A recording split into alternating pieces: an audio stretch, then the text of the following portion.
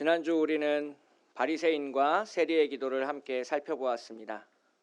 신앙생활과 기도에 관한 내용이었습니다.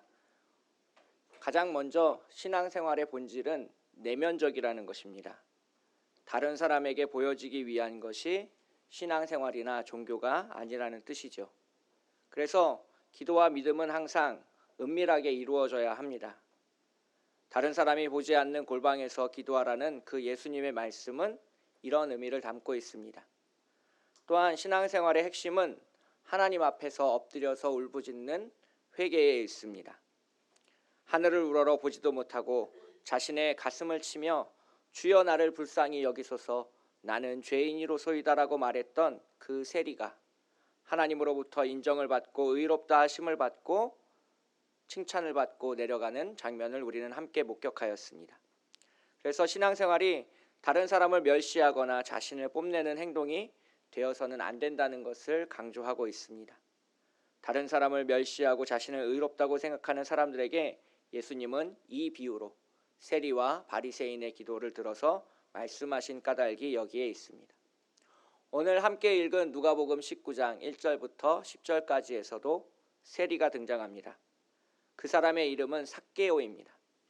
삭개오는 부자였으며 세리의 장인이었습니다. 그래서 매우 큰 세리였고 매우 큰 부자였다라는 것을 알 수 있습니다. 이 삭개오는 여리고에 살고 있었고 삭개오는 예수님이 여리고로 오신다는 소식을 들었습니다. 예수님이 여리고를 지나서 예루살렘으로 가셔서 많은 일을 행하실 것이라는 것을 소문으로 들어서 알고 있었기 때문입니다.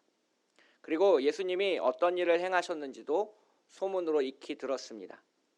오병이어의 기적, 눈먼 사람을 고치신 일, 말 못하는 사람을 고치신 일, 걷지 못하는 사람을 다시 일으켜 세우신 일 등등 많은 기적과 이적들을 행하신 분이라는 사실을 들었습니다. 쉽게 말해서 이때 당시에 예수님은 미라클 메이커, 기적을 일으키는 사람이었습니다. 그래서 그때 당시에 매우 유명한 유대인이었습니다. 요즘 연예인이 이렇게 공항에 오면 많은 사람들이 구름같이 몰려드는 것을 텔레비전에서 목격할 수 있는데요. 마찬가지로 예수님 주변에도 꽤 많은 사람들이 몰려 있었다는 것을 알 수 있습니다. 삭개오도 예수님을 만나려고 했지만 쉽지 않았습니다. 많은 사람들이 둘러서 진치고 있었기에 그는 예수님 앞에 가까이 다가갈 수가 없었습니다. 매우 키가 작았기 때문에 다른 사람을 밀치고 헤집고 예수님이 있는 곳으로 가기에는 힘이 너무 딸리는 상황이었습니다. 우리는 이런 상황을 보통 한계 상황이라고 부릅니다. 내 능력으로는 어찌해 볼 도리가 없는 상황을 일컫는 말입니다. 예수님을 보고 싶은 마음은 있지만 키가 작고 덩치도 왜소해서 쉽지 않습니다. 원하는 것은 있지만 그것을 해낼 능력은 나한테 없는 경우 우리는 한계 상황이라고 말합니다. 남녀 관계에서 사업을 하면서 우리는 다양한 한계 상황을 만나게 됩니다. 아무리 노력해도 이성이 나에게 관심을 주지 않을 때 우리는 한계 상황이라고 말합니다. 아무리 열심히 일하고 노력해도 사업의 전망이 나아지지 않을 때 우리는 한계 상황이라고 말하게 됩니다. 아무리 열심히 치료해도 병세가 호전되지 않을 때 우리는 한계 상황을 만났다라고 표현합니다. 이런 한계 상황을 인생에서 만나게 되면 우리가 취하게 되는 그리고 취할 수 있는 행동은 세 가지로 요약할 수 있습니다. 첫 번째는 포기하는 것입니다. 삭개오가 예수님과 친분이 있는 것도 아니고 예수님을 만난다고 해서 삭개오의 인생이 크게 드라마틱하게 바뀔 것도 아니니 쉽게 포기할 수 있었습니다. 만약에 삭개오가 예수님 만나기를 포기했다면 삭개오의 이름은 성경에 기록되지 않았을 것입니다. 둘째, 이 한계 상황에 만나게 됐을 때 우리가 취할 수 있는 행동은 다른 사람에게 도움을 요청하는 것입니다. 마가복음 2장의 중풍병자처럼 친구들이 예수님을 만나게 하기 위해서 지붕을 뜯어서 구멍을 내고 그 중풍병자가 누워있는 상을 예수님 앞으로 옮기는 장면을 우리는 목격했습니다. 그래서 그런 친구가 도움이 되어서 우리가 가지고 있는 한계 상황을 극복해낼 수 있습니다. 그런데 오늘 본문에서 보시면 삭개오에게는 그런 친구조차도 없었던 것으로 보입니다. 아마도 세리라는 직업 때문에 다른 사람들에게 멸시받고 천대받고 있는 그런 상황이었고, 그래서 마음을 터놓을 만한 친구가 주변에 없었을 것이라고 짐작해 볼 수 있습니다. 이렇게 한계 상황을 만났을 때 포기하거나 다른 사람에게 도움을 구하는 것 대신에 마지막 세 번째 방법이 있습니다. 그것은 내가 전혀 생각하지 못했던 새로운 방법을 시도해 보는 것입니다. 오늘 본문에서 삭개오는 다른 사람들과 다른 방법으로 문제를 해결했습니다. 돌 무화과 나무에 올라가 예수님을 보기로 한 것입니다. 평소라면 이 삭개오가 돌 무화과 나무에 올라갈 일은 없습니다. 하지만 그는 예수님을 만나길 원했고 그 마음이 매우 간절했습니다. 그의 직업은 세리장이었고 그는 부자였습니다. 자기가 돌 무화과 나무에 올라간다면 많은 사람들이 손가락질할 것이고 자신을 주목해서 볼 것이라는 것도 알았습니다. 자신의 체면이 구겨질 수도 있는 그런 상황이었습니다. 그런데 지금 이 삭개오는 어린아이처럼 예수님을 만나길 원했고 그 예수님을 만나기 원하는 마음은 자신이 가지고 있는 사회적 지위와 체면조차도 아무렇지 않은 것으로 만들어버렸습니다. 그래서 그 간절함이 이 삭개오를 돌 무화과 나무에 올라가도록 만들었습니다. 멀리서나마 예수님을 바라볼 수 있기를 간절히 원했기 때문입니다. 여기서 이 삭개오를 바라보면서 우리 자신을 되돌아볼 필요가 있습니다. 우리들 중에는 이 삭개오처럼 부자이신 분들이 제법 있습니다. 그런데 삭개오처럼 예수님을 만나고 싶어하는 분들이 많지 않은 것 같아서 안타까울 때가 많습니다.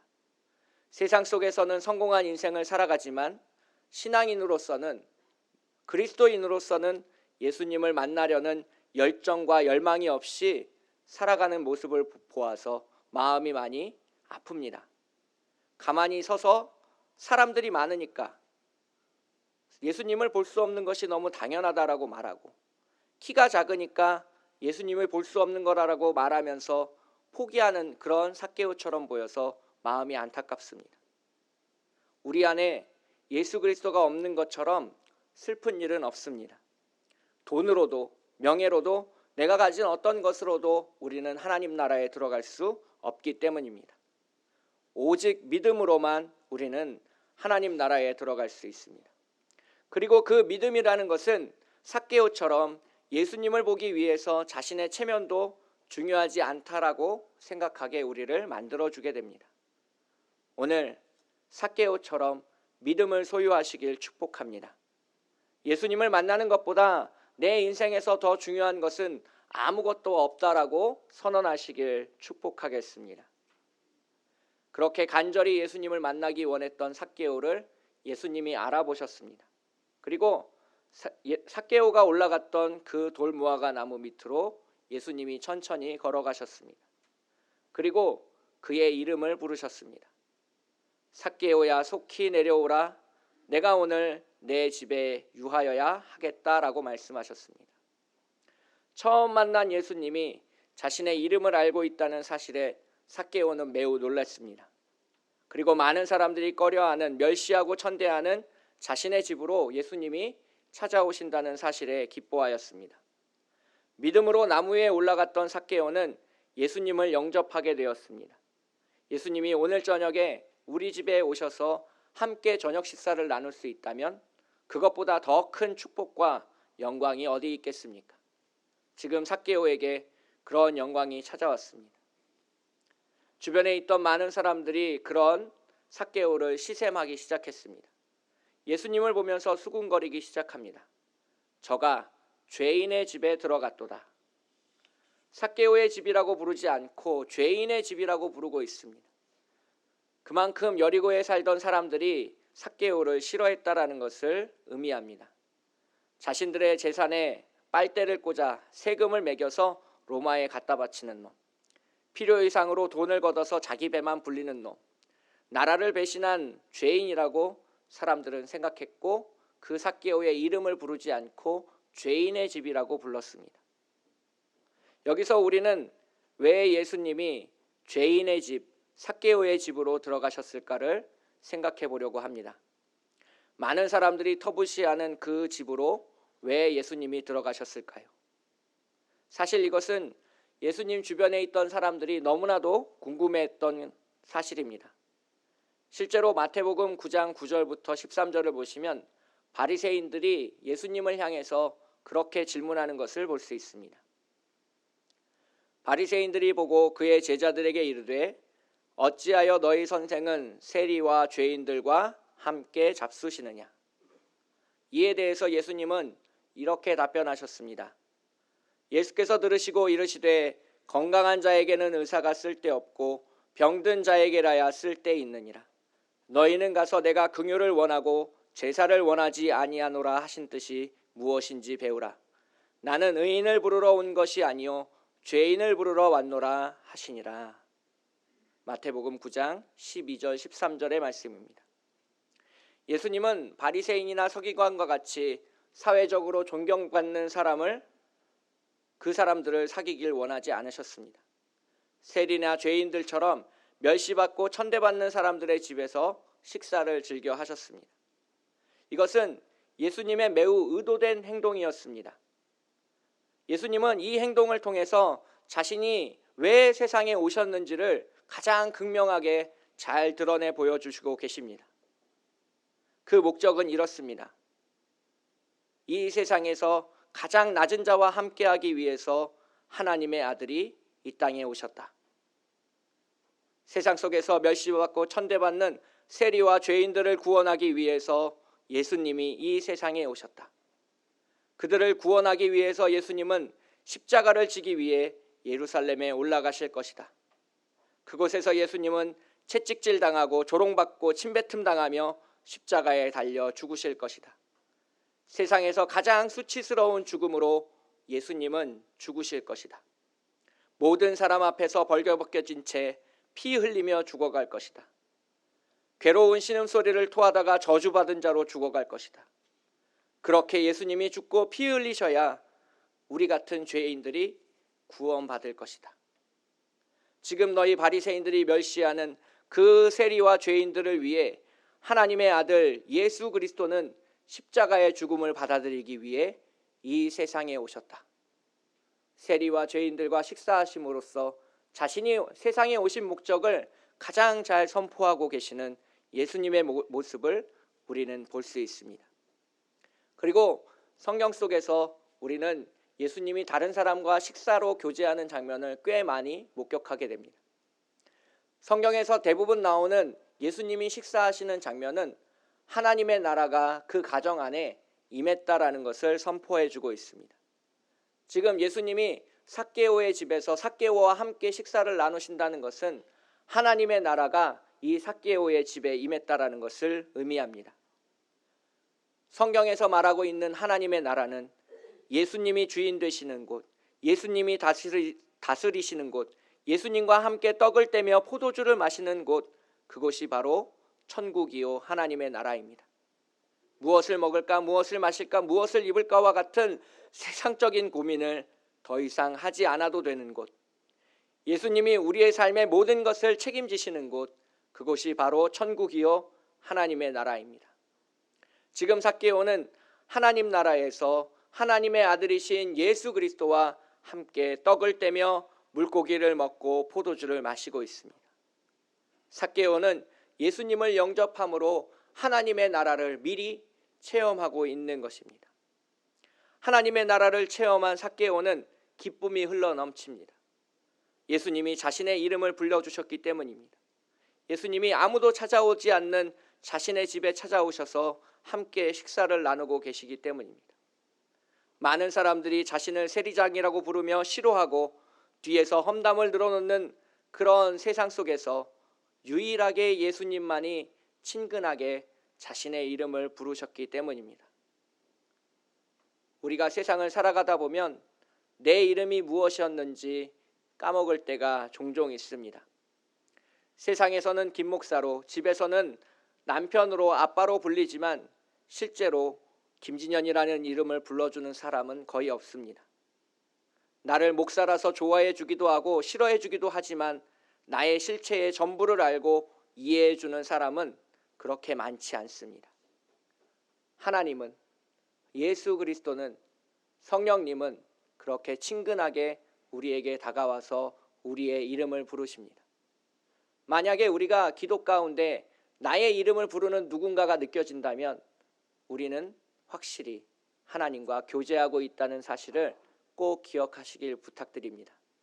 하나님은 우리의 이름을 부르시는 분이고 우리의 모든 소원을 아시는 분이고 우리와 함께하기 위하여 그 어느 곳이든 내려와 임마누엘의 하나님으로 함께하시는 분이기 때문입니다.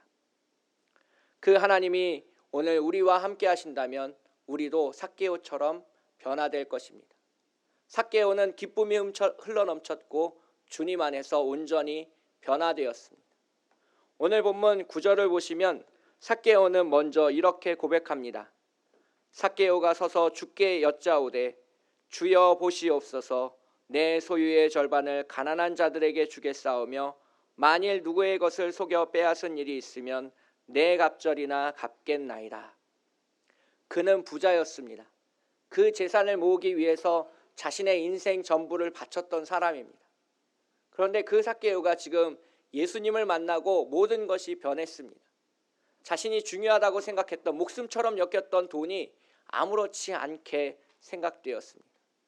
자신의 재산의 절반을 떼어서 가난한 사람들에게 나눠주어도 아깝지 않았습니다. 혹시 내가 실수를 해서 죄를 지어서 누군가의 것을 빼앗았다면 내 갑절이나 갚겠다라고 말했습니다. 구약 성경에 따르면 다른 사람의 것을 속여 빼앗을 경우에는 5분의 1만 더해주면 됩니다. 20%만 더 손해배상을 해주면 율법에서는 그 사람에게 죄가 없다라고 말하고 있습니다. 그런데 율법에서 정해준 것이 아닌 그 이상 내 갑절이나 갚음으로써 자신의 죄를 회개하고 고백하는 이 삭개오의 모습을 우리는 함께 살펴볼 수 있습니다. 그 삭개오를 예수님께서 이렇게 칭찬하십니다. 예수께서 이르시되 오늘 구원이 이 집에 이르렀으니 이 사람도 아브라함의 자손이미로다. 인자가 온 것은 잃어버린 자를 찾아 구원하려 함이니라. 아멘. 예수님은 구원을 선포하셨고 이 삭개오를 아브라함의 자손이라고 부르셨습니다. 아브라함의 자손은 약속의 자손으로 하나님 나라에 들어갈 수 있는 자격 조건을 가진 사람을 이야기하고 있습니다. 돈이 많아서 그가 아브라함의 자손이 된 게 아닙니다. 그 삭개오가 믿음을 가지고 주님을 영접했고 주님 안에서 변화되었기 때문입니다. 오늘 본문이 이야기하는 것은 그것입니다. 우리가 주님을 만나고 주님을 예배하기 위해 이 자리에 나왔습니다. 그러면 한 번 더 질문해야 합니다. 우리는 주님 안에서 변화되어 있습니까? 삭개오처럼 기쁨이 흘러 넘칩니까? 삭개오처럼 내가 가진 것을 아무렇지 않게 다른 사람에게 줄 수 있겠습니까? 사실 오늘 본문 누가복음 19장 1절부터 10절까지는 아주 큰 단락의 결론에 해당합니다. 누가복음 18장 18절부터 누가복음 19장 10절까지 이르는 아주 큰 단락의 결론으로서 이 삭개오는 등장하고 있습니다. 누가복음 18장 18절에서 부자 청년은 예수님께 나와 이렇게 묻습니다. 선생님, 어떻게 하여야 내가 영생을 얻으리이까? 그 부자 청년에게 예수님은 이렇게 말씀하셨습니다. 내게 있는 것을 다 팔아 가난한 자들에게 나눠주고 너는 와서 나를 따르라. 부자 청년은 예수님을 따르라는 부름을 들었습니다. 주님의 제자로 부르심을 받았습니다. 하지만 그 부자 청년은 주님의 제자가 되지 못했습니다. 그는 슬퍼하는 기색을 띠며 돌아갔기 때문입니다. 아무것도 없었던 여리고의 맹인은 주님을 만납니다. 그리고 주님 앞에 이렇게 울부짖습니다. 다윗의 자손 예수여 나를 불쌍히 여기소서. 다윗의 자손 예수여 나를 불쌍히 여기소서. 자신이 죄인임을 고백하고 주님 앞에 나아갔던 그 여리고 맹인은 주님 앞에 치유를 받고 고침을 받고 나음을 받았습니다. 그리고 나서 오늘 본문 삭개오가 등장하는 것입니다. 주님을 만나고 삭개오는 주님을 이렇게 부르기 시작합니다. 주여, 주여. 예수님을 선생님이라고 부르지 않고 주님이라고 부르시는 그 대목에서 우리는 삭개오가 변화되었음을 알 수 있습니다. 변화된 사람은 예수님을 주님이라고 부르고 변화되기 이전의 사람은 예수님을 선생님이라고 부르게 되어 있습니다. 그 변화된 삭개오가 자신의 모든 재산을 버리고 지금 주님 앞에 제자로 섰다는 것입니다. 주님을 따르는 것 외에 나에게 중요한 것은 아무것도 없다라고 고백하기 시작했습니다. 오늘 우리도 변화되어야 합니다. 주님이 우리를 부르시고 나의 이름을 부르시고 따라오라라고 말씀하셨을 때 우리 뒤에 남겨진 것은 아무것도 없어야 합니다. 주님만이 우리의 소망이고 주님만이 우리의 모든 것이 되는 그 신세계를 경험하시기를 축복하겠습니다. 함께 기도하겠습니다. 사랑의 하나님 아버지, 이 시간 기도하며 나아갑니다. 주님 안에서 온전히 변화되어 새 사람이 되게 하여 주시옵시고 하나님의 이름을 부르며 오늘 나아갈 수 있도록 인도하여 주시옵소서. 아버지 하나님, 세상 가운데 멸시받고 천대받는 그 세리의 집에서 주님이 하나님의 나라를 선포하셨듯이 오늘 저녁 우리 가정에 찾아오셔서 주님의 임재함을 경험케 하시고 우리와 함께 대화를 나누시고 식사를 나눠 주시옵소서. 아버지 하나님의 놀라우신 은혜를 선포하며 오늘 나아갑니다.